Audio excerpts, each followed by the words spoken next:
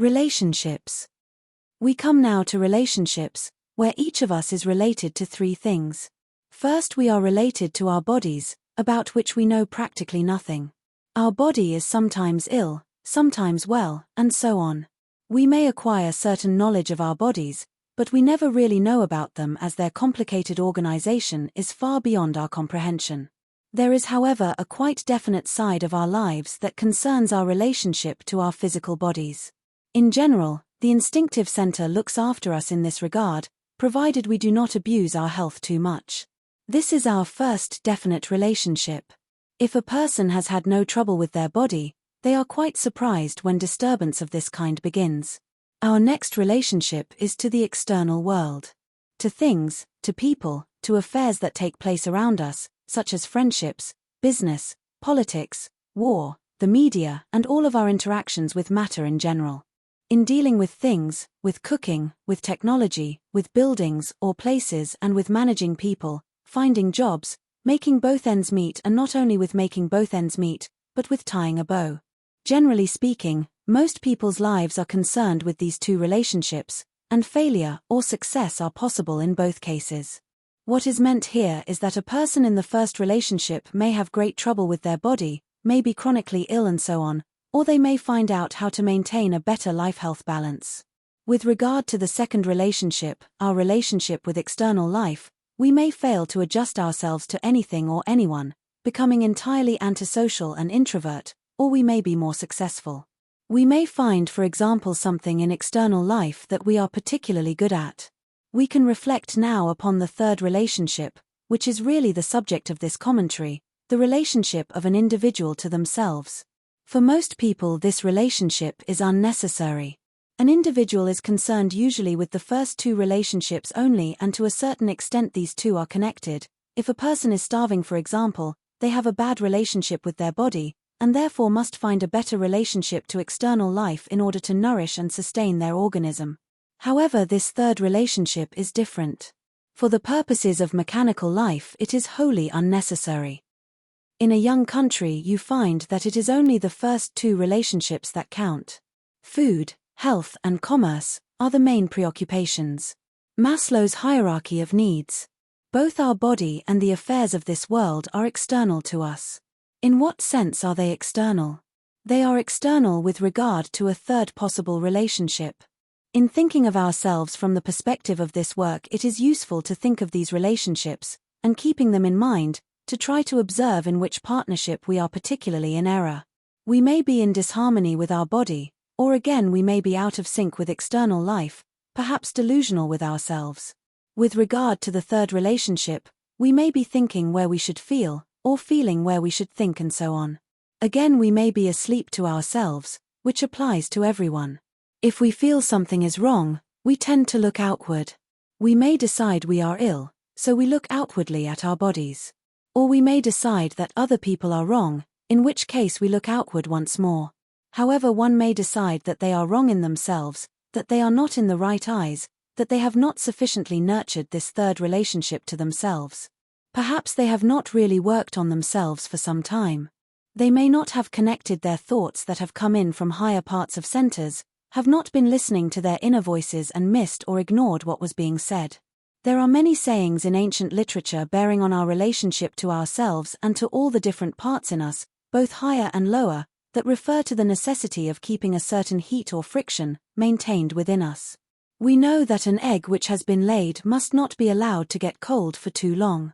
We also know that a fire must be lit to heat an alchemical retort in which metallic powders are contained that eventually need to be fused together. As long as this is not so, every tap on the walls of the retort shifts the powders.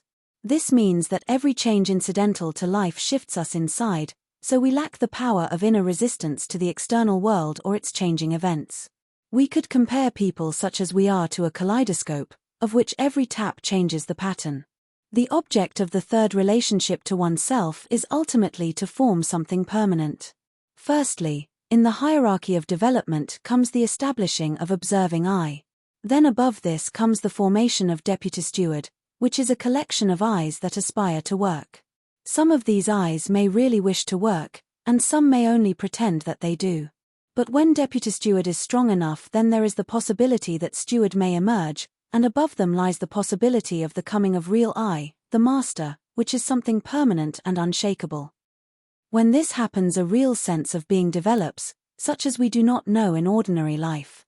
In commentary, we can therefore explore our third relationship. We miss many opportunities for work because we forget about this. We may be depressed through illness, or by the external situation in life to which we happen to be related at that time, and finding no particular comfort in either of them, feel at somewhat of a loss and distraught. However, over and above both of these relationships lies the possibility of a third. We can forget to summon the work just at the very time that we should summon it. Our ordinary thoughts connected with daily affairs do not lead to ideas of this work, and so we have to jump. We have deliberately to make a connection with work, and we must all find different ways of doing this, for each of us walks their own path.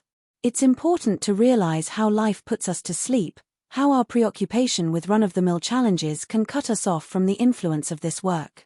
We can define two different conditions in which anyone in the work can find themselves. One is simply that an individual finds themselves in a condition in which they feel immersed in things, they feel rather depressed, worried, anxious, and so on. Then being, as it were, unable to lift their head up, they view life along the vistas of their own negative feelings. The second condition occurs when someone knows they are in a bad state from the work point of view, but cannot find out how to get rid of it.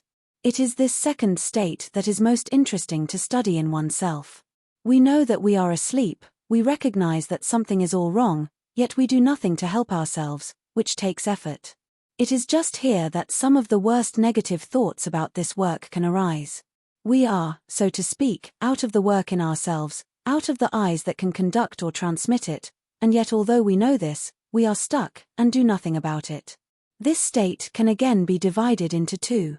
We may be in some kind of heavy, indifferent state, and not wish to do anything at all, although we of course realize our situation. Or we may be in that interesting condition that is called tempting God. We may feel that we should be helped, indeed are entitled to it. However, in both cases we have no technique developed in us that can re-establish some kind of harmony within. Here many of the aspects of the sly man come into play. We could go about in a miserable mood, complaining that we cannot feel the work, expecting to be helped from on high, asking for signs and mentorship. However, if we feel that we have lost contact with ourselves, if we feel that this third relationship which the work is about has gone wrong, and wish to reconnect, we may find some way to do so and then deliberately apply it without spending time in being miserable. What is our task then under such circumstances? The task is to get into different parts of centers, and into different eyes that can feel the influence of this work.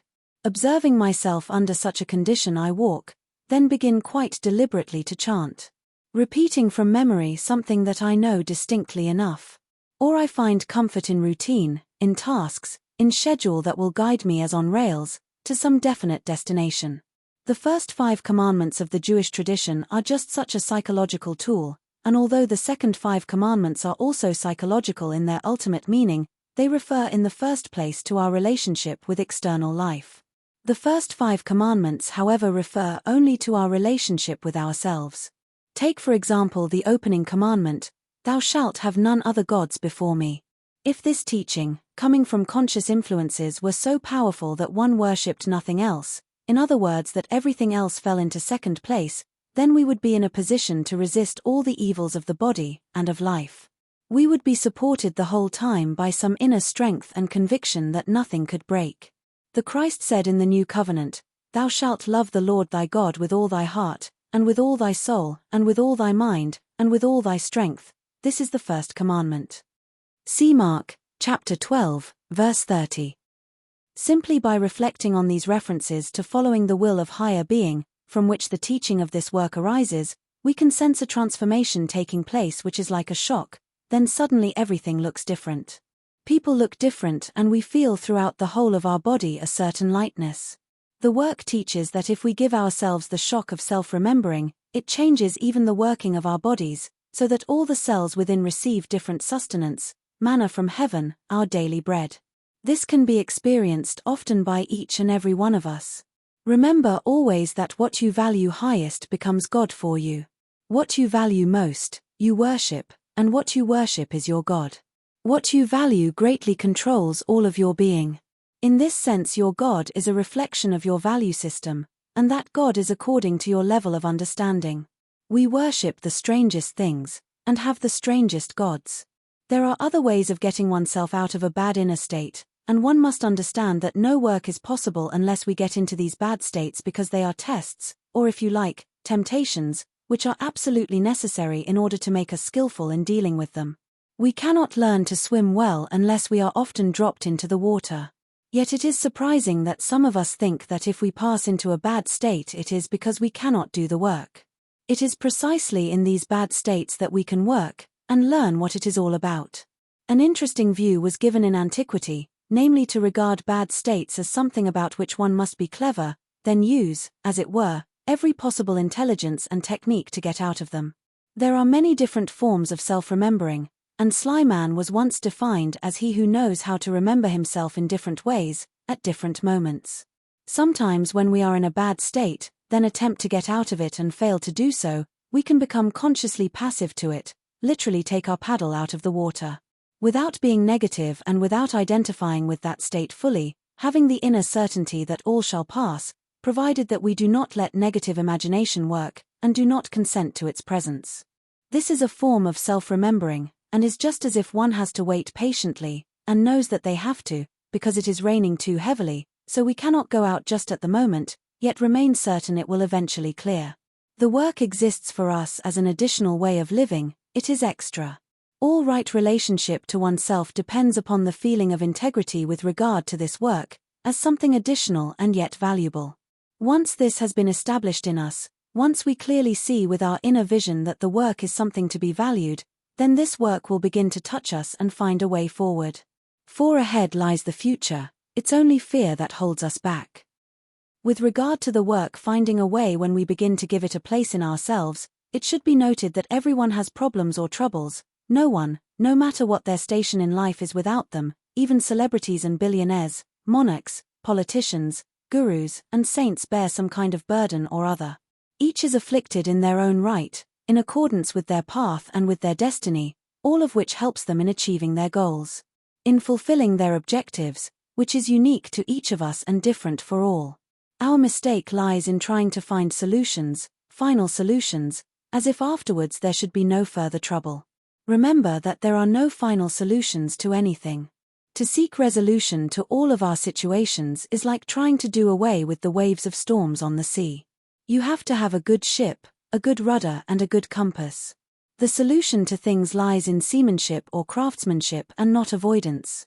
Or, to change the metaphor, it is said in this work that it sells leather from which you can make good shoes. It cannot clear away all the mud, the stones, and the pebbles, but we can fabricate a decent pair of boots to walk upon the way.